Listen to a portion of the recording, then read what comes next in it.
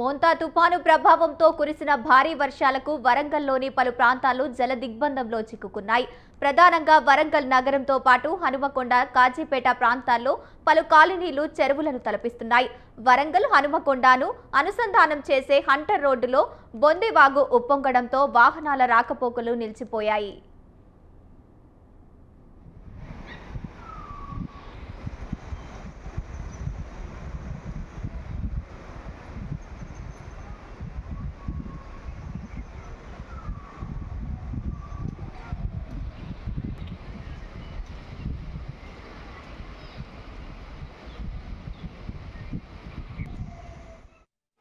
आपण साइड पर का एका ऊंचे को ना अक्का का बेटे ये बोलते हैं नहीं है बात सर ये साइड में ये कोई कोई इतना भी मामूता वाला करा साइड पे करा मामूता कोई काम ना है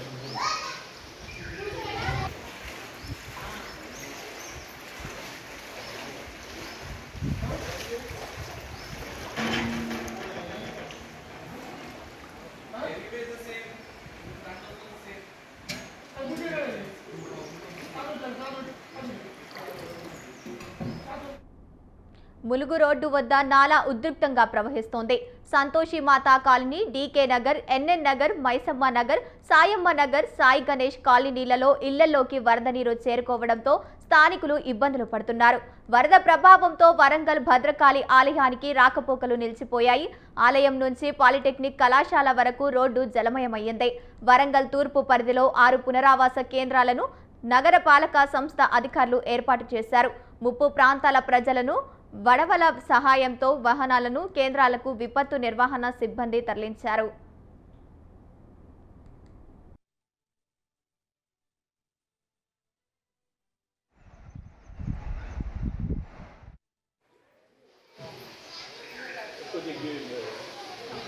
आपण साइड पर का एका ऊंचे को ना अक्का का बेटे ये बोलते हैं नहीं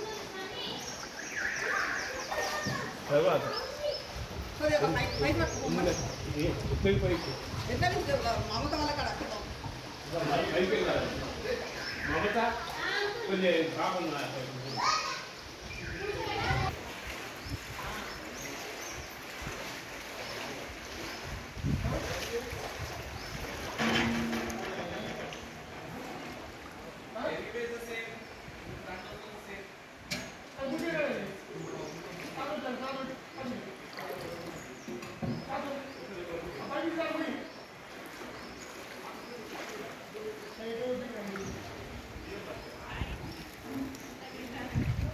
ఇంకే పెరుగుతుంది తెగిపోయిందంట కట్ట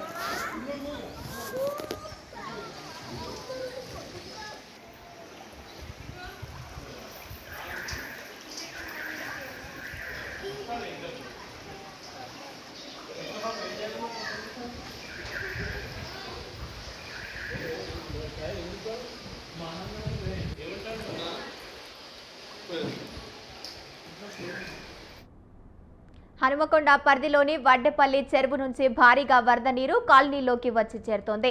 దీంతో జవహర్ కాలనీ, గోపాల్పూరు 100 ఫీట్ల రోడ్లు జలమయమయ్యాయి. కాజీపేట నుంచి హనుమకొండ మార్గంలో సోమిడి, గోపాల్పూరు చెరువు నిండిపోవడంతో కట్టలు తెగిపోయాయి. భారీగా వరద నీరు రోడ్డుపైకి చేరడంతో రాకపోకలు నిలిచిపోయాయి. వివేక్ నగర్, అమరావతి నగర్, ప్రగతి నగర్ కాలనీలు జలమయమయ్యాయి. పలు కాలనీలో కార్లు, బైకులు జల ప్రవాహంలో కొట్టుకుపోతున్నాయి. రైట్గా ఇదే అంశానికి సంబంధించి పూర్తి సమాచారాన్ని మా కరెస్పాండెంట్ ఇన్పుట్ ఎడిటర్ రాజమౌళి అందిస్తారు. రాజమౌళి, చెప్పండి. గంగోత్రి వరంగల్ జిల్లా మాత్రం తుఫాన్ ప్రభావంలో చిక్కుకున్నట్టుగా తెలుస్తుంది. మోతే తుఫాన్ ప్రభావంతో కురిసిన భారీ వర్షాలకు వరంగల్ ప్రాంతంలోని పలు ప్రాంతాలు జలంలో చిక్కుకున్నాయి. ప్రధానంగా వరంగల్ నగరంలో కాదు హన్మకొండ, కాజీపేట ప్రాంతాల్లో పలు కాలనీలు చెరువులను కల్పిస్తున్నాయి. ఎందుకంటే హన్మకొండ బస్ స్టాండ్ కావచ్చు, అదేవిధంగా అక్కడ ఉన్నటువంటి గుండ్లం చెరువుతో పాటు మొత్తం మీద అంటర్ రోడ్డు, 100 ఫీట్ల రోడ్డుతో పాటు హన్మకొండ, వరంగల్ ఈ నగరాలు మొత్తం జల దిగ్బంధంలో చిక్కున్నాయి. ఒక దిక్కు చూస్తే మాత్రం ఏదైతే నాలాలు ఉప్పొంగి పొర్లుతున్నాయి. ఈ నేపథ్యంలోనే ములుగు రోడ్డు వద్ద కూడా నాలా ఉద్యోగంగా ప్రవహిస్తున్నారు. సంతోష్ మాత కాలనీ, డేగే నగర్, ఎస్ఆర్ నగర్, మైసమ్మ నగర్, సమ్మయ్య నగర్, సాయి గణేష్ నగర్ లో ఇళ్లలోకి వరద నీరు చేరడంతో ఊపిరి పీల్చుకున్నారు. తెల్లవారుజామున 2:30 ప్రాంతం నుంచి సుమారు 3:30 ప్రాంతం వరకు ఒక్కసారిగా నీరు ఇండ్లలోకి రావడం చేత ఒక్కొక్కరు ఇళ్లపైకి చేరుకున్నారు. ఇళ్లపైకి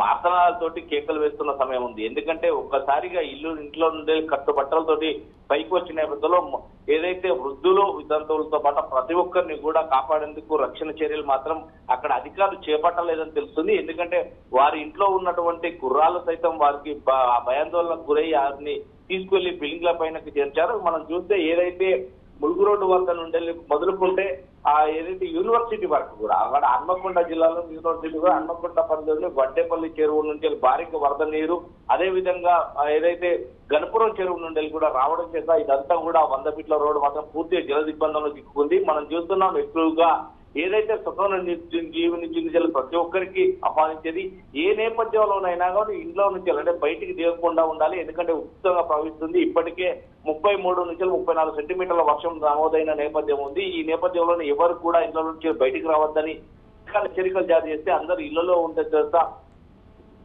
అర్ధరాత్రి సుమారు 2:30 ప్రాంతంలో ఒక్కసారిగా వాటర్ ఇళ్లలోకి చేరితే ఏం చేయాలో స్థితిలో ఇంట్లోకి తలుపులు అంటే ఇంట్లోకి తాళాలు వేయకుండా తలుపులు పెట్టుకొని బయటికి వచ్చి వారు పైకి ఎక్కడం జరిగింది. అక్కడ టీఆర్ఎస్ బృందాలు కావచ్చు, లేకుంటే రెస్క్యూ బృందాలు కావచ్చు, ఇప్పటికైతే చేరుకున్న దాఖలాయితే లేవు.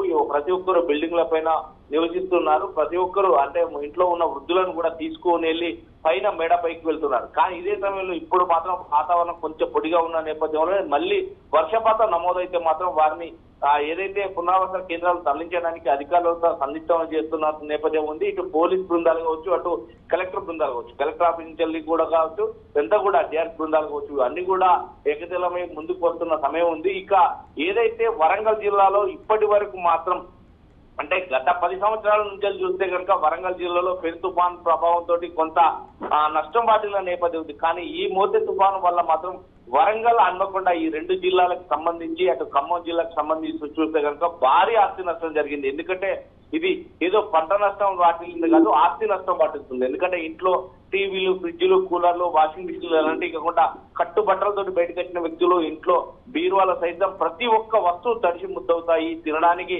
గింజలు కూడా అన్ని అంటే వారికి ఉన్న రైస్ తో పాటు ప్రతి ఒక్కటి కూడా తడిసి ముద్దవుతున్న నేపథ్యం ఉంది.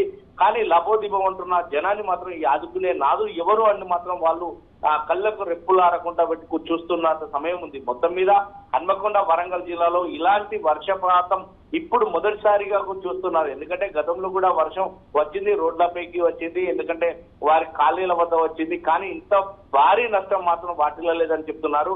ఏది ఏమైనప్పటికీ మాత్రం వరంగల్ జిల్లా, హన్మకొండ జిల్లాలో మాత్రం ఎడతెరిపి లేని కురిసిన వర్షానికి అంటే 2 రోజులుగా కురుస్తున్న వర్షానికి రాత్రి సుమారు 2:30 నుంచి 3:30 ప్రాంతంలో ఒక్కసారిగా ఇళ్లలోకి నీళ్లు చేరడంతో మొత్తం మీద అంటే కింద గ్రౌండ్ ఫ్లోర్ నుంచి ఫస్ట్ ఫ్లోర్ వరకు నీళ్లు చేరాయి. మనం చూస్తున్నాం కార్లు, అక్కడ ఉన్నటువంటి వాహనాలు అన్ని కూడా జల దిగ్బంధంలో చిక్కుకున్నాయి.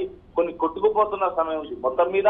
ఎందుకంటే అక్కడ ఉన్నటువంటి చెరువులను మాత్రం అంత పెద్ద చెరువులు ఉండేప్పటికీ ఆ చెరువుల నుంచి వెళ్ళి ప్రవాహం ఎక్కువగా వస్తుంది. కానీ గ్రౌండ్ లెవెల్ వాటర్లు ఎప్పటికీ ఉన్నా కానీ అధికారులు సమేతమవుతారు. కానీ ఇప్పుడు మాత్రం అధికారులు ఎవరికి కూడా సూచించలేదు. అంటే ఎక్కడ వాటర్ వస్తే ఎక్కడి నుండి ఎక్కడికి ఫ్లోట్ ఎక్కుతుంది, ఎవరెవరు ఏ కాలేజీ మునిగిపోతాయి అనేది మాత్రం అధికారులు ముందు మాత్రం చర్యలు చేపట్టలేదు అనేది వినిపిస్తుంది.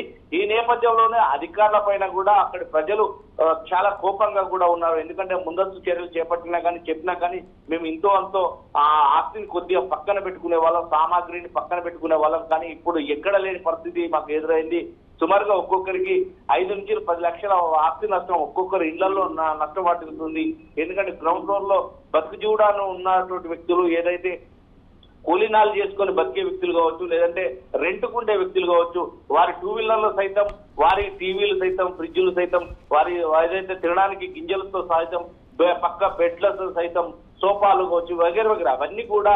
ఎందుకంటే ఒక గ్రౌండ్ ఫ్లోర్ మొత్తం తడిసి ముద్దయింది కాబట్టి వాళ్ళందరికీ కూడా మనం చూస్తున్నాం ఎక్కడికక్కడ తడిసి ముద్దయిన నేపథ్యం ఉంది. వారి ఇళ్లలోకి చేరిన నీరు అవన్నీ కూడా ఖరాబ్ అయిపోతాయి. ఈ నేపథ్యంలో సుమారుగా ఒక్కొక్కరు ఇళ్లలో 10 లక్షల మేర, ఒక్కొక్కరు ఇళ్లలో 10 లక్షల మేర ఆస్తి నష్టం పట్టినట్టు తెలుస్తుంది. వారంతా కూడా ఏర్పు నాదాలతోటి బతుకు జీవుడా అంటూ కూడా వాళ్ళ కళిస్తున్న పరిస్థితి ఏర్పడింది. కానీ ఇప్పటికైనా కానీ అక్కడ ఉన్నటువంటి అధికారులు వరంగల్, హన్మకొండ జిల్లాలో ఖమ్మం జిల్లాలో ఉన్నటువంటి అధికారులు తక్షణ చర్యలు చేపట్టి వారిని పునరావాస కేంద్రాలకు తరలించాలని కూడా స్వతంత్ర న్యూస్ కోరుతుంది. ఇక ఏదైతే ఈ హన్మకొండ, వరంగల్ కాకుండా ఖమ్మం జిల్లాలో కూడా అతి భారీ వర్షం ఉన్న నేపథ్యంలో అధికారులు సమర్థం అయ్యారు అనేది చెప్పారు తప్ప ఏ ఒక్క అధికారి కూడా ముందు చర్యలో భాగంగా తీసుకోలేదనేది మాత్రం తెలుస్తుంది. ఇప్పటికే తెలంగాణ రాష్ట్ర ప్రభుత్వం సీఎం రేవంత్ రెడ్డి కూడా ముందుగా అధికారులకు సూచించాడు. ముందుగా ఎందుకంటే ఏదైతే మోతే తుఫాన్ తన తీవ్రాన్ని మార్చుకున్న నేపథ్యం, తన దిశను మార్చుకున్న నేపథ్యంలోనే ఒక్కసారిగా తెలంగాణలో ఏదైతే ఖమ్మం జిల్లా కావచ్చు, ఉమ్మడి వరంగల్ జిల్లా, నల్గొండ జిల్లాకు పొంచి ఉంది తుఫాన్ అనే నేపథ్యంలోనే అధికారులను అప్రమత్తం చేసినప్పటికీ మాత్రం అధికారులు మాత్రం వారి లెక్కను అంటే వారి మాటలను లెక్క చేయలేదు అనేది మాత్రం వినిపిస్తుంది. అధికారులు గాఢ నిద్రలో ఉన్నారే తప్ప ప్రజలకు మేలు చేయాలి, ప్రజలను ఆదుకోవాలనే చిత్తశుద్ధి లేకుండా ఉన్నట్టుగా కూడా ఆ ప్రజలు అభివర్తిస్తున్నారు. ఈ నేపథ్యంలో ప్రజల బాధలు తీర్చే నాదుడు ఎవరు అంటూ కూడా వారు చూస్తున్నారు. ఇంత నష్టం వాటిల్లింది కదా, మమ్మల్ని ఆదుకునే దిక్కెవరు ఉన్నారు అంటూ కూడా వారు చూస్తున్నారు. ఇప్పటి వరకు అయితే హన్మకొండ జిల్లాలో ఒక్కొక్కరు ఆ బిల్డింగ్ల పైన ఉన్నప్పటికీ మాత్రం వారికి తాగు నీరు లేదు, తినడానికి తిండి లేక వారు రోధిస్తున్న సమయం మాత్రం మనం చూస్తున్నాము. Right, thank you Rajamouli.